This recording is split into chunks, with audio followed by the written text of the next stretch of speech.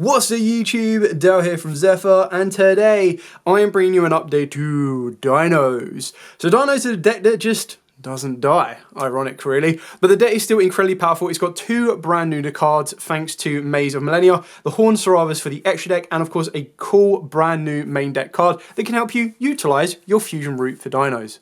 So with all of that out of the way, please smash that like button, hit that notification bell, and subscribe so you don't miss out on any more upcoming content. With that out of the way, we're going to dive headfirst into the profile. I'll take you through everything we've got and explain why we've got it. So we're going to dive into the main deck first off, starting with Triple Soul Eating Oviraptor. I mean, this card probably doesn't need to be explained much. It is the main starter of the deck. You do have other cards that can now be utilized thanks to more recent introductions in the form of a card like Ground Xeno. And yes, I know Ground Xeno is stupidly expensive because it did come in one of those annoying side sets, but you can play the deck without it. It does free up a little bit of space in the deck. It just means it adapts your playstyle and the route you're going to want to take it. It means you can shift the deck to a more OTK focus if you want to, or what you're basically going to be cutting out of the main deck is you'll be cutting out your rank 6 engine of the Xeno and your Thrustosaurus, and then you can start looking at stuff like playing more hand traps, playing more control. It really is up to you. Then, of course, we've got two of the Mac Daddy. I say this every time I do this profile. This is probably one of my most favorite and probably one of the best main deck boss monsters the game has ever seen. The constant ability to book a moon, destroy your cards to gain advantage, and the send and burn is absolutely insane and puts in huge amounts of work for the deck in order to kind of keep it going and give you loads of different options as well. We've then got two Archosaur. Now, there are times, and trust me, I do this every single time, where you're like, I really just want to play one of this card. It's so annoying. But it's one of them cards that sadly, if you open it, you lose a huge chunk of your play and a huge chunk of your combo-orientated routes that you really do need to play two. It is the good old-fashioned Garnet example where you don't want to be playing two because you're always going to, like, you don't want to see the card, but when you play one, you see it more times than when you play two, which doesn't make any mathematical sense. It's just the way of Yu-Gi-Oh! And the way it works. We've then got the one Xeno and the one Thrustosaurus. You can play two Xeno if you want to. Part of me, the reason I'm not playing two is part of me is like, I've only got one CR and I can't bring myself to play just one CR and one Super. But on top of that as well, it really can just be narrowed down because we are playing the Thrustosaurus. And the reason you're playing this is it gives you the ability to make rank 6 plays, or mainly just one rank 6 play. And that is, of course, going into your Evilsaur Lars. On top of that as well, you do need a normal monster in order to fuse into your Gigantozola, which is again a really great boss monster, but it's also more utilized to being able to be popped off of UCT and then constantly being able to recycle itself as well. Then for the babies, we've got triple baby Cerosaurus and one petite Pterodon. Jumble over the words. But the reason I've gone with a 3 and a 1 is some people do play, or most people play a 3 and a 2. I've really tried to struggle, and this is the biggest issue with the deck, is trying to keep the deck at a 40 card main deck. This is currently 42, and that's because I can't decide what I want to adapt. Now, obviously, when you're taking it to a different environment, and if you're well clued up on exactly what's going to be at your environment, you can tailor fit the deck to get it down to 40 because you'll know what cards you will need and what cards you won't need, being able to make it a little bit more consistent for yourself. It ultimately comes down entirely to personal preference. Like I said, some people play 3 and 1, some people play 3 and 2. It really does, it is up to you. And then we've got the one of the brand new card. So this one is absolutely insane. So if your opponent controls 2 or more face-up monsters except wind monsters, those monsters cannot target this card for attacks. Very minimal because you're not really going to be leaving it on the board where at all possible. You can only use each of the following effects once per turn. During your main phase, you get to add a polymerization from the deck to the hand, and if this card is banished, you get to special summon it, like Giant Rex, but you also get to add the poly from the graveyard back to your hand. So you get to recycle and fuse twice per turn using this card as material both times if you want to as well. It will specifically need to be used without question for your Horned, but for the other one, you're probably going to use it as free fusion material fodder anyway. Then, of course, we've got the one sad Miscellaneous. I would be very interested to see what would happen if Miscellaneous did come back to free. Like I know we had it, it got limited, it came back, it did incredibly well again, and then it got hit. But it would be very interesting to see what would happen now. Now, I choose to main deck the Dogoran, the Mad Fleeing Kaiju. You can, of course, side this out. You can cut it. This is one of the slots where it does come down to local environment and personal preference. Personally, I quite like having that option to being able to Kaiju my opponent if I need to. But then if you don't need to worry about that because game one's no one's putting on the towers in the board, then of course you can side this out, cut this out, and put it down to a 41 card deck. Another one-off dino is, of course, Prankatops. I wouldn't really say that you would want to main deck two of them. You can very easily side the second one in. The reason you go with one of them is if you're going second, it's a great card to be opening up to, being able to deal with floodgates and everything else. But it's also a card that you need to remember. You can summon your turn 0, or technically your turn 1, because you have the ability of being able to summon this off of the back of the baby. And sometimes when you're setting up an ability of a 2600 attack monster that is a quick effect pop of any card, it can be just as disruptive as everything else you have to your advantage.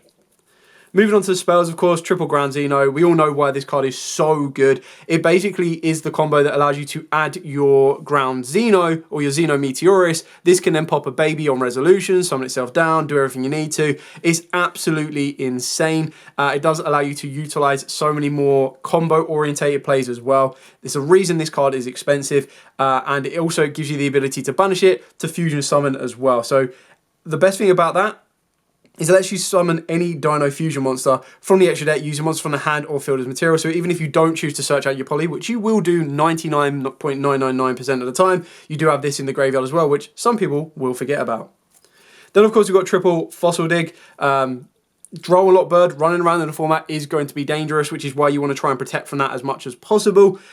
Arguably, you could cut your consistency down a little bit because usually if you're going to go Fossil Dig, search out a dino and you get drolled, it does make your plays a little bit more awkward. Whereas if you activate Pot of Prosperity, at least you've got a bit more variety, if that kind of makes sense. Like if you activate Pot of Prosperity, you could see a Call by the Grave, you could see a Fossil Dig, you could see something that is going to protect you going forward, or a boss monster that can hit the board. If you get drolled after activating Fossil Dig, it means your normal summoning, like usually your targets off a Fossil Dig are going to be Oviraptor, sometimes a baby if you've got the ability to pop it, which is absolutely fine, but it's one of the ones that you want to rely on the least in this droll format is what I'm saying. Like, you don't want to look at your hand and go, cool, I've got Oviraptor, I've got Fossil Dig, I've got Ground Xeno, and the first card you're going to play is Fossil Dig, because that would be crazy. Yes, of course, Oviraptor can still get you somewhere, but you're probably going to be looking at going, okay, Ground Xeno first to pop a baby, and it's something you really need to kind of consider on the type of routes you want to go to. Or you probably go Oviraptor first to search out Miscellaneous, and then at least you can go Misk and still get more plays off of the back of it. Double Evo Peel, quite like the Archosaur, you still want to be playing two, because if you open up one of it, it does kill that rooted combo off of the back of the Archosaur, so you do need to be very, very careful. And having two Peel is not the end of the world if you're searching both of them. You don't ever really want to hard open one of them, because again, that sucks. It kind of takes away a different card you could have in your hand. But the idea behind it is it's just such an incredibly powerful card. Giving you a UCT directly from the deck can be game-changing. Yes, annoyingly, it can be ashed, but that's something you just need to be aware of. By the time you get to Double Evo Peel, though, you would have gone through so many different steps that your opponent will probably ideally try to stop those before they ash the Double Evo. And if they do hold back an ash for the Double Evo, when you activate it, sometimes you can be protected with your cards with like Dulkers, Lagiers, and Larses. But then on top of that as well, even if it does get ashed, because you're banishing as cost, if you are banishing the brand new Toptera, you're then going to be able to bring that back as well. So still in very good position. I've now messed up the entire lineup, but we'll go with it. And then, of course, for the field spell, now this is where a lot of people are going to be like, what? So we play one Lost World, one Diagram, and one Secret Village. I am massively tempted to be playing set rotation just to give my opponent a card, especially if you give them Secret Village as spellcasters, because if they have to activate this before they can activate another field spell, and if they activate this without having a spellcaster, they can't play spells, which is really funny. So technically, if you were to play set rotation and you gave them Secret Village and you got yourself Lost World or Diagram, if they're not playing any spellcasters whatsoever, they can't activate it. Now, obviously, on the downside of that, it can be a little bit tricky because a lot of people will be playing a Charmer in the extra deck in some form or another. So there will be ways that they can now utilize that against you, which can be pretty damaging. But more times than not, what you're going to be doing this is your Horned Saravus will allow you to place any of these from the deck. So what that's going to give you is that's going to give you the ability to go for Diagram. Diagram can go for a Lithosagan, which we are playing as well. I just thought I'd save this for the field spell kind of element. The reason we're playing this is going to give us the ability to ideally pop two Earths, which can be babies, so they're both going to trigger and extend your board, while also then getting to look at your opponent's extra deck and ripping away two very important component pieces. On top of that as well, if you wanted to be very, very spicy and play the Dirac Alio, you could use that plus the Lithosagum to get you into a Baron, which is also pretty fun. So the idea behind this is Lost World is ideal. This is the one you probably want to play multiples of. But in this particular version, what you're going to be doing is you'd ideally go for Lost World, give your opponent a token, try and pop your cards, do everything you need to the normal way. And then when you go into your Horn Saravas, you're going to be replacing your Lost World with either a Dragonic Diagram to get access to the Lithosagum, look at your opponent's extra deck, extend further that way. Or you're going to go for Secret Village of the Spellcasters. The only thing you do need to remember is if you go for Secret Village of the Spellcasters, you need to specifically link off the Horn Saravas with any other monster to go into your Dark the Dark Charmer, because this is the only spellcaster that you are playing. If your opponent does out that Dark the Dark Charmer and leaves you with Secret Village of the Spellcaster, in short, you're kind of screwed, because that means that all of your other spells, even your double Evo Peel, are dead. So this is one of the cards you need to be very cautious when you play it. If you play it against a player that is playing spellcasters, side it out immediately. If you play it against an opponent that's playing spellcasters, it's not going to do anything. So it's where you've got the balance that if you know, you could choose which one you want to go for. If you don't know and you want to go safely, I would go for Diagram. If you don't know and you're like, you know what, I'm going to risk this and hope that they can't play under Secret Village, you give them Secret Village. Now, obviously, this again comes down to the local environment. If you are in an environment where they're all playing Bestial Runics, or they're playing Runic Earthbound, or any kind of Runic matchup that does not get into a spellcaster very easily, or could open up a whole hand of spells, hit them with a Secret Village, pretty much GG. Now, I'm not saying that they won't be able to play around it, like the better players that know everything will try to play around it where at all possible, but it's just one of them cards which is why it's being main decked. If we was in a format where the graveyard was absolutely insane and you felt comfortable that you could do all of your graveyard stuff, set up a board that is near unbreakable, and then push for an OTK the next turn, you would very easily be putting in Necro Valley in the deck as well. For the rest of the spells, we are playing triple Pot of Prosperity for that extra line of consistency and the one poly. Now, obviously, the issue with Pot of Prosperity is it will clash with your OTK capabilities unless you're able to set up 16,000 damage on the board, which can be a little bit tasking, but it's just something to keep in mind. You could play Pot of Extravagances if you wanted to risk it a little bit more, but honestly, now that this is just as cheap to get a hold of, or a little bit more expensive, but cheaper than it originally was, you're probably going to want to go with Pot of Prosperity as it is the best kind of card for, or draw card for this particular type of deck. There is a route where you could play without this card, and the way that you would do that is that your overall play style wouldn't be trying to gain your early door consistency off the back of this, but you'd be using draw cards to give you more extension, and mainly you'd be looking at a card like Track Black. Now, the reason you'd go for a card like this, with the glare on the screen, is this pointing to a UCT, can allow you to draw a card every time it destroys a monster by battle. So if they've got a full board of 5 and you're like, I can't OTK this turn, you just go destroy, draw, destroy, draw, destroy, draw, and go from there. Now, moving on to the hand traps and kind of adaptable pieces. So for the hand traps on this one, this is where I got stuck on how to kind of get this down to 42 cards, but I'll explain everything I need to. Obviously, Call by the Grave is pretty standard on that one. Apologies for the different sleeves, but they're bouncing around between different decks right now. Like, obviously, I want to use and show off my quarter centuries as tough as possible. I know, bad flex, but I want to make the profiles look shiny while also double sleeving to protect them. So for the hand trap I chose to go for 3 of was triple Infinite Impermanence and double Ash Blossom. I know. But my idea is that because we're going into such a heavy hand trap format, and again, this will adapt. If your local environment is not worried about hand traps whatsoever, and you're not worried about triple tactics, thrust, and talents, then of course you can probably adapt it a little bit more. So I kind of went with the best hand traps that had the best balance. And the other card that I wanted to add in was Kashtira Fenri, because it being an Earth also gives you more targets for your Lithosagum. I don't agree with playing this card at 2. I think you're either going to play it at 3 or you're not going to play it at all. It's just such a good card that being allowed to use it going first while also being allowed to use it going second helps you break boards, helps you pull out hand traps, helps you pull out forms of interruption, can be very, very powerful. Of course, if you don't like it, you don't own it, you can cut it out completely, but I just feel it gives the deck a nice little bit of added edge that it may need. On top of that, it is a non-dino monster, so alongside something like Ash Blossom, it's perfect target for your double Evolution Peel Banish if there is already one in the graveyard.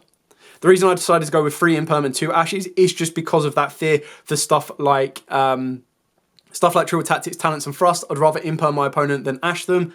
However, there are cards at local environment and other environments where Ash is the best out to them at all. So when you're looking at stuff like Ponix, Hydroponics can obviously be targeted by Imperm, but then it can dodge it because of the Kieran, whereas Ash, it can't dodge at all. And of course, Fire King Island, if they activate that to try and pop a card to search, Ash is going to be more effective than Imperm. So it's one of them ones where you don't want to be playing one or the other. You do want to balance between the two. You just kind of want to choose and adapt the deck that fits you best. And like I said, with stuff like the Mad Flame Kaiju, if you're not a fan of that, you take that out. That's your third Ash Blossom very easy, and you want to keep it a 42 card deck. If you don't like the diagram into Lithosagan, of course you can cut those out, puts you down to a 40 card deck. If you do that, you could arguably then take out the Fenris and go for more effective hand traps, stuff like Ghost Bell, Draw on Lockbird, Ghost Mourner, you name it. You do have other options and variety should you need it. So that's it for the main deck of the dinos. Like I said, one of the biggest tasks of a dino deck is keeping it at 42 cards because there's so many cards you want to add to it, but it is all coming down to your local environment and adapting it to what suits that place best, as you will know your environment a heck of a lot better than I will. So moving on to the extra deck, we'll play with the brand new Horned Sarus. So this one requires specifically Toptera plus a dino or dragon monster. It can attack directly the turn it is special summoned. Nice, 2,000 directly to the face. You can only use each of the following effects once per turn. If this card is fusion summoned, you get to place a field spell from the deck or graveyard face up into the field zone. During your main phase, you can immediately, after this effect resolves, normal summon one dino or dragon monster, which is absolutely insane because, again, in the past, there was times where you'd go, ooh, do I normal Oviraptor or do I need to normal summon a baby and then get a search out later on? Whereas this one's like, no, you can just have another normal summon. So it's so good because just getting into this guy right here can give you the secret village and the additional normal that can then go together to make you your Dark the Dark Charmer to lock your opponent out of spells. Like I said, it is a bit of a risky route. Trying to secret village your opponent going second is relatively pointless, which is why you'd rather go for Lost World and Diagram. So you've got the best of both should you need to. The one Giant Zala, pretty straightforward and simple on that one. Your defensive XYZ is in the form of Lagia, Dolka, and of course Lars. If you are going to an area where they are on Fire Kings like no tomorrow, then an Abyss Dweller can be incredibly important for your deck as well. Shout out to Sleeve Chief again for the sleeves. I always get asked where I get my border sleeves from. That's the place where I go to. Very cool dino ones, fits nicely. You got the babies, you got Fossil Dig at the bottom, Oviraptor, UCT, Petite Peridon, and then of course Volcano. Link Karibo to go into a Yugioh Gudna, just to put a Cyverse or a non-dino in the graveyard. Pentastag for those times when your opponent's like, you know what, I'm going to wall up, and you go, yeah, cool, UCT, flip it all face down, and now rather than doing 1,000 damage, I'm going to do a heck of a lot more. Dark the Dark Charmer, followed up by Crush Sheep, which can also be IP into SP. I don't know why I'm saying all that, guys, but you know, just giving a bit more oomph. But the idea is that these are like less so IP, more so SP. Like SP is the mainstay staple extra deck monster for this format, probably for the game at this moment in time until something happens to this, if it does. Absolutely insane, incredibly powerful, does everything it says on the tin. Cross Sheet, pretty straightforward and simple on this one. You can make Cross Sheet prior to making your fusion summons. Make a fusion summon, bring one card back, and then not only are you going to get an additional normal summon, but the card you've brought back of a Cross Sheet can then be used as overlay material. So you can end your board on a Secret Village lock, plus the ability of a Lagia or Dolka to protect. Appaloosa, again, just for your defensive link route. Alongside, obviously, IP going into SP, it can also go into Appaloosa. Now, a lot of people are confused that they think it's pointless IP going into SP, but what they miss is the reason you would do a route of play like that is so that you can trigger the banish effect on summon of SP Little Knight during your opponent's turn. It's not so much about IP giving protection to SP, because, yeah, okay, it will give them the protection for that one moment it's on the board. When you use this effect to banish itself and another monster on the field, then it's not going to have that protection when it comes back. But the idea is that when you go IP into SP, you're banishing a card on your opponent's board, and then you still have the additional effect of SP as well. I'm going to show you the one Baron, pretty straightforward and simple on this one. So your Xeno Meteorus is a level 6 tuner, so any level 4 can then give you into Baron, and then Baron can be very helpful to pop a baby on the field, and that can then extend your plays even further. Of course, if you're not playing the ground Xeno Meteorus kind of route, then of course you don't need to worry about Baron and you can play it something else. One of the other options that I've highly been considering is instant fusion into your Millennium Eyes, because there are times when you're like, that would actually come in quite handy. Now onto the last card. Now the last card, you do have a variety of options. I just wanted to kind of introduce or show you a couple of different cards that you could look into. So one that I saw going around was the Trackback. Now this is actually a really kind of cool card for the deck because, like I said, it requires 2 effect monsters, and what it does is you get to target a monster you control that it points to. Each time it destroys an opponent's monster by battle this turn, you draw 1 card. So obviously that's great for your UCT because your UCT just goes destroy, draw, and so on. To me, this is a card that is going to be more ideal after you go into your side deck, because then it means you don't mind activating Dark Ruler no more, negate your opponent's board, and then go UCT, destroy, draw a fresh new hand, and ideally more hand traps, plus you'll go second cards and everything else you might need to hold your opponent off more. Other than that, it is just a win more option.